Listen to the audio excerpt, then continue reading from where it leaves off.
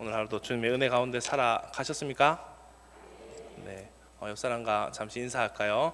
풍성한 새해를 맞이하길 바랍니다. 네, 제가 지난번 1장 말씀을 통하여서 느헤미야는 이스라엘 예루살렘의 회복을 위한 기도를 하였고, 또 그 기도가 결국 그 자신을 통하여서 이루어지기를 간구하였음을 보면서 느헤미야의 기도를 통하여서 죄에 대한 회개, 즉 죄를 자복하는, 하나님을 붙잡는 기도, 그리고 하나님의 약속에 의지하는 기도, 그리고 내가 여기 있사오니 나를 보내소서라는 기도를 통해서 내가 쓰임 받으며 또 이 땅을 회복시키는 우리가 되어야 한다고 말씀을 드렸습니다. 오늘 말씀에는 아주 짧게 기도를 하고 있지만 느헤미야의 기도가 다시 한번 2장에서 기록되고 있음을 보게 됩니다. 오늘 말씀을 통해서 아주 짧은 기도지만 이 기도를 통하여서 보여지는 기도의 은혜를 나눔으로써 저와 여러분이 많은 은혜를 나눌 수 있기를 간절히 소망합니다. 느헤미야의 기도를 통하여서 하나님은 이 느헤미야를 적절한 위치, 즉 술관원으로서 그가 자신의 임무를 하게 됨을 보았습니다. 그리고 자연스럽게 시간이 흘렀습니다. 오늘 말씀을 보면 기슬로월에서 니산월로 달이 넘어갔고 술관원으로서 느헤미야가 아닥사스다 왕 앞에서 봉사하고 있었다고 말씀합니다.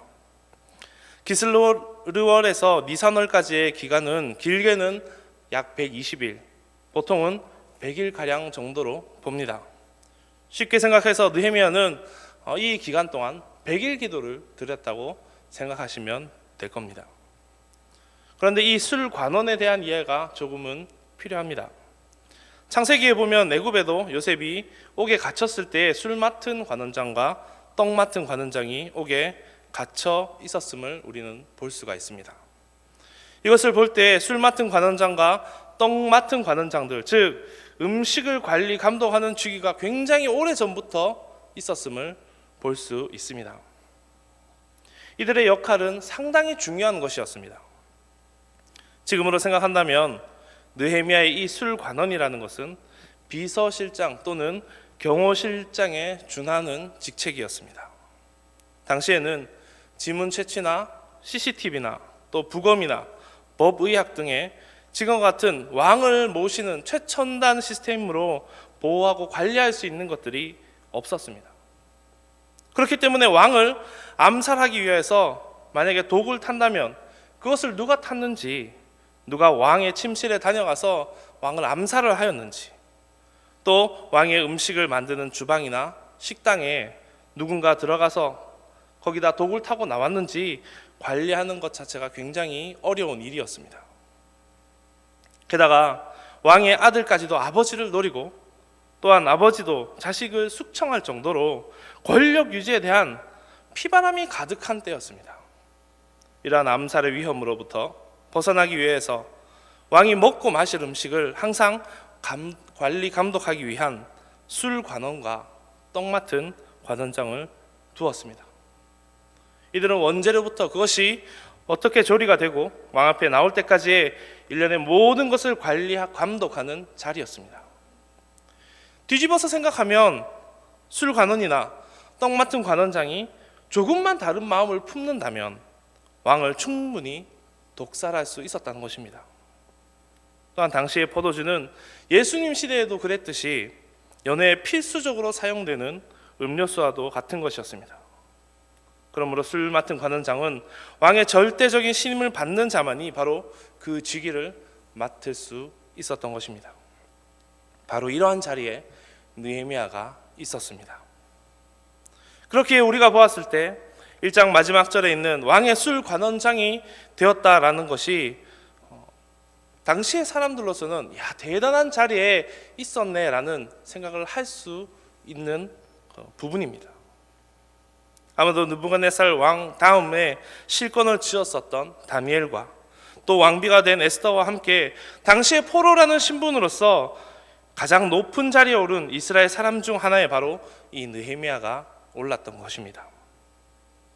또 하나 중요한 것은 에스라, 느헤미야, 에스더 시대가 수십 년 차이로 비슷한 시기에 있었는데 에스더의 경우를 보아 알 수 있듯이 당시에는 암살의 위협 때문에 여왕이라고 할지라도 왕이 그를 부르지 않는 이상 왕 앞에 나설 수 없는 시대였습니다. 그런 시대에 술관원이 되었다는 것은 매일 왕의 곁에 있는 자리이기 때문에 느헤미야는 에스더와 달리 쉽게 왕을 아련할 수 있는 그런 위치에 있었던 것입니다. 하나님께서 적어도 100일, 많게는 약 넉 달이라는 시간 동안 느헤미야의 기도를 들으시고 예루살렘을 회복시키기 위하여서 느헤미야를 얼마나 중요한 자리에 앉혀놓았는지를 볼 수 있는 대목입니다. 이 말씀을 보면서 우리는 첫 번째로 느헤미야의 기도를 통해서 기억해야 할 것이 바로 하나님께서 우리를 사용할 작정을 하신다면 그 자리가 어디든 하나님께서 사용할 위치에 이미 세워주셨음을 믿어야 한다는 것을 우리는 기억해야 할 것입니다. 그러나 그것이 개인적인 생각으로 이루어지는 것이 아닙니다. 느헤미야는 자신의 욕심과 간구함으로 술관원장이 된 것이 아닙니다. 기도함으로써 하나님께서 바로 그 자리에 앉혀주셨습니다.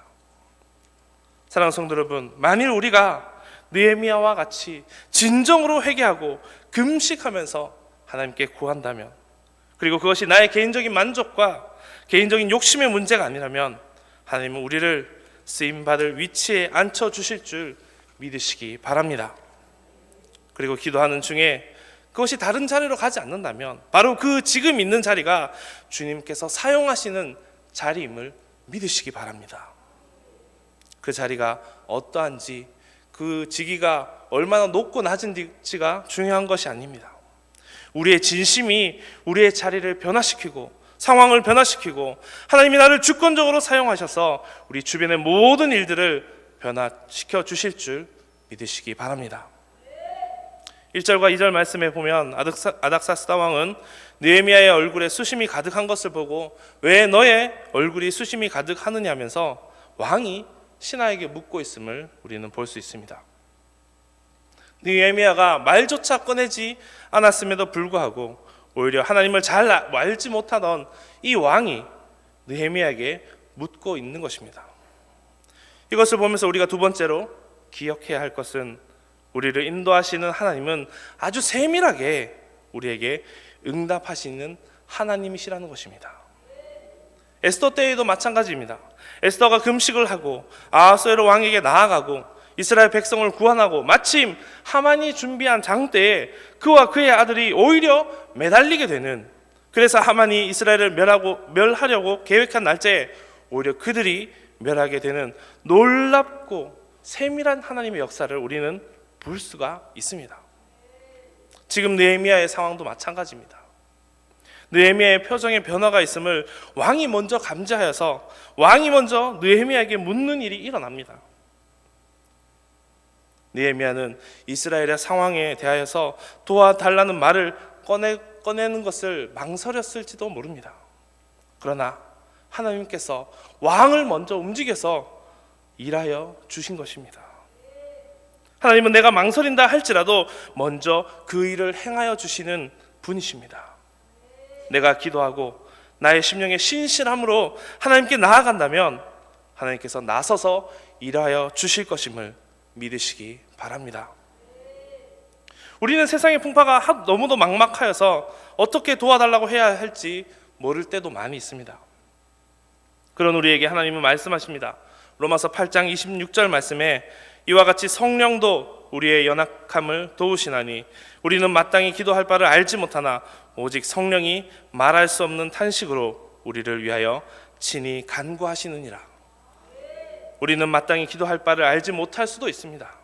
그러나 성령님께서는 말할 수 없는 탄식으로 우리를 위하여 친히 간구해 주신다고 사도 바울은 말하고 있습니다. 그렇습니다. 우리가 기도하기만 한다면 하나님은 철저히 준비된 그 하나님의 섭리를 통하여서 우리를 이끄시고 인도하시며 우리를 도우실 것을 믿으시기 바랍니다. 우리가 그런 하나님을 믿고 의지함으로 세상의 풍파를 이겨낼 수 있는 모든 성도가 되시기를 주의 이름으로 축복합니다. 세 번째로 우리가 보아야 할 것은 아닥사스다 왕이 내 얼굴에 수심이 있느냐고 할 때에 보인 느헤미야의 행동입니다. 그때 느헤미야는 아주 잠시 잠깐 묵도합니다. 다시 말해서 그 짧은 순간에 느헤미야는 하나님께 지혜를 구했다고 볼 수 있습니다. 2절에 이렇게 말씀합니다. 왕이 내게 이르시되 내가 병이 없거늘 어찌하여 얼굴에 수심이 있느냐? 이는 필연 내 마음에 근심이 있음이로다 하더라. 그때 내가 크게 두려워하여. 느헤미야는 2절 말씀을 통하여서 그 말을 들은 순간 크게 두려워하였다고 이야기합니다. 이것은 왕 앞에서는 아무도 슬픈 내색이나 근심 걱정이 가득한 얼굴로 있어서는 안 된다는 당시 궁정의 법도 때문입니다. 만일 근심 있는 얼굴로 나왔다면 큰 벌을 받을 수도 있기 때문입니다. 그렇게 느헤미야는 크게 두려워한 것입니다. 그럼에도 불구하고 느헤미야는 이스라엘의 상황을 전합니다. 3절입니다. 왕께 대답하되 왕은 만세수를 하옵소서. 내 조상들의 묘실이 있는 성읍이 이제까지 황폐하고 성문이 불탔사오니 내가 어찌 얼굴에 수심이 없사오리까 하니. 느헤미야는 두려운 그 마음을 가지고 있으면서도 자신의 진정한 속내를 왕에게 밝혔습니다. 그러자 왕은 말합니다. 왕이 내게 이르시되 그러면 내가 무엇을 원하느냐 하시기로 내가 곧 하늘의 하나님께 묵도하고. 왕은 그러면 네가 무엇을 원하느냐고 물었습니다. 그런데 그 순간 느헤미야는 아주 그 짧은 시간에 하나님께 묵도하였다라고 말씀하고 있습니다. 바로 기도하였다라는 것입니다. 느헤미야는 이러한 급박한 순간에 왕의 질문에 아주 잠시 하늘의 하나님께 묵도하였습니다. 분명히 느헤미야는 근심이 가득한 얼굴을 왕에게 들켰을 때에 그가 두려워하였다라고 말씀하고 있습니다. 그런데 네가 무엇을 원하냐는 왕의 질문에 그 짧은 순간 그 두려움을 가지고서도 하늘의 하나님께 묵도하는, 잠시 멈칫하는 시간을 가졌다는 것입니다. 느헤미야는 자신이 하려고 하는 이 일이 얼마나 큰 일이며 이것은 하나님께서 도와주시면 안 된다는 것을 너무나도 잘 알고 있었습니다. 그래서 기회가 찾아왔을 때 그 마음속에 왕에 대한 두려움이 가득함에도 불구하고 그 순간 먼저 하나님께 기도합니다. 아주 짧은 시간, 아마 다른 사람들의 눈에 띄지도 않았을 그 사소한 행동이었지만 이를 통하여서 느헤미야는 하나님께 어떤 말을 할 것인지 지혜를 구하였고 하나님을 향한 신뢰와 믿음으로 자신이 생각하고 이스라엘, 특별히 이 예루살렘에 바라는 것을 두려움 없이 굉장히 자세히 구할 수 있었습니다. 우리의 삶에서 여러 가지 환난과 어려움이 닥쳐올 수가 있습니다. 그것을 잘 막아서고 이겨내는 방법은 기도로 하나님께서 구하는 것, 하나님께 기도를 통해서 지혜를 구하는 것밖에 없습니다. 그러므로 우리는 아무리 바빠도, 아무리 큰 일이라고 할지라도, 반대로 아무리 작은 일이라고 할지라도 느헤미야처럼 주어진 시간이 없을지라도 기도해야 할 것입니다. 느헤미야는 3, 4개월간 기도하고 또 기도하였습니다. 회개를 하면서, 통회하면서, 울면서, 또 금식하면서 기도했습니다. 당시 온 세상을 지배하던 왕 앞에서 두려움이 가득한 상태였지만 그 짧은 시간 하나님께 묵도함으로 지혜를 구한 뒤에 자신의 마음을 다 잡고 조국 이스라엘을 위하여서 해야 할 일들을 말하였습니다. 그러자 하나님께서는 아닥사스다 왕을 움직여서 그 모든 것을 시행하게 하십니다. 사랑하는 성도 여러분, 차마 기도하기 겁이 나는 일까지도 기도로서 하나님께 매달려서 주님의 일을 이룰 수 있는 저와 여러분이 되시기를 주의 이름으로 축복합니다. 하나님께 지혜를 구하면 주님은 그 모든 해야 할 말과 지혜를 우리 가운데 부어 주실 것입니다. 마지막으로 우리가 보아야 할 것은 그가 자신의 힘으로 이룬 것이라고 말하지 않았다는 것입니다. 우리 8절 말씀 함께 읽어보겠습니다. 8절 말씀입니다. 함께 읽겠습니다. 또 왕의 삼림 감독 아삽에게 조서를 내리사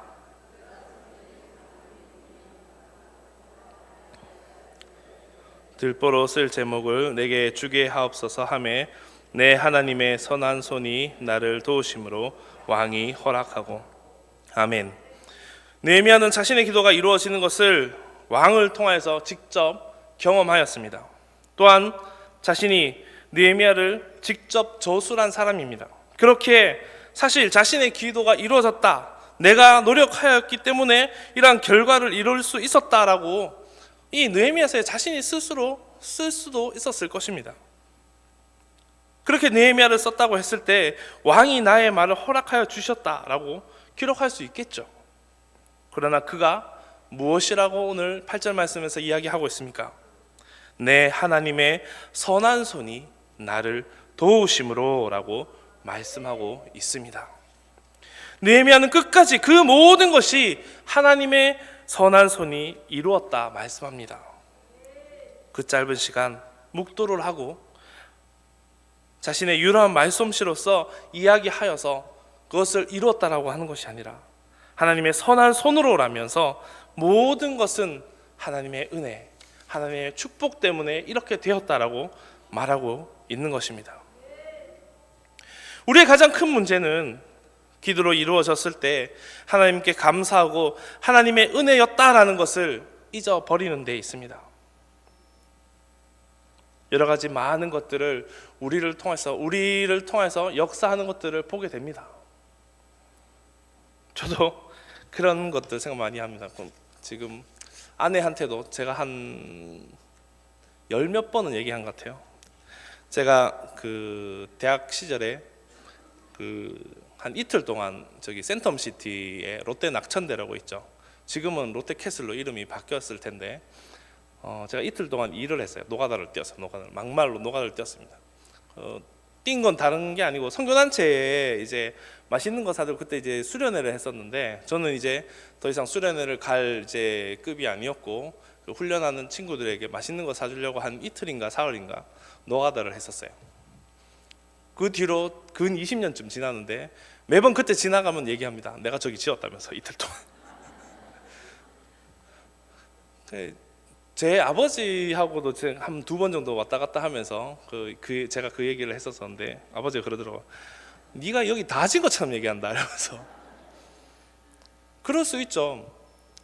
단 이틀. 저는 심지어 뭐 콘크리트 타설하고 이런 건 전혀 안 했고 다 잡일만 했는데 항상 그쪽만 지나가면 제가 그런 얘기를 해요. 내가 지었다 하면서. 내가 했던 뭐 벽돌 몇 장 여기 있을 거라면서. 그런 마음을 가지고 우리는 하게 될 때가 있습니다. 교회를 짓는 것도 마찬가지고 또 어떠한 사회적으로 큰 일을 할 때도 마찬가지죠. 많은 사람들이 자신의 일들을 마치 내가 했는 것처럼 이름을 내려고 합니다. 대구에 가면 구구터널이라고 있습니다. 대구의 북구에서 백양터널이나 이런 이제 수정터널처럼 7곡을 들어가는 이제 터널이 하나 있는데 그 길을 갈 때 항상 500원을 냈었어요. 근데 그 500원을 없애는 거에 대해서 정부에서 이 터널은 20년 또는 30년간 돈을 내고 더 이상 그 뒤로는 내지 않도록 하겠다라는 방침이 처음부터 서 있었습니다. 그런데 제가 지난번 총선 때 이제 총선이 다가오니까 한 4년쯤 됐죠. 4년쯤 전인가 4, 5년쯤 전에 그런 이제 총선에 관련된 이제 자료를 쭉 봤지 않습니까? 그럼 후보들 1번, 2번, 3번, 4번 다 나오죠. 저희는 아내랑 같이 앉아가지고 그걸 다 봅니다. 글자 하나하나. 되게 웃긴 게 1번부터 마지막 번호까지 자기가 구구터널 무료화시키는 장본이었다는 것처럼 얘기하더라고요.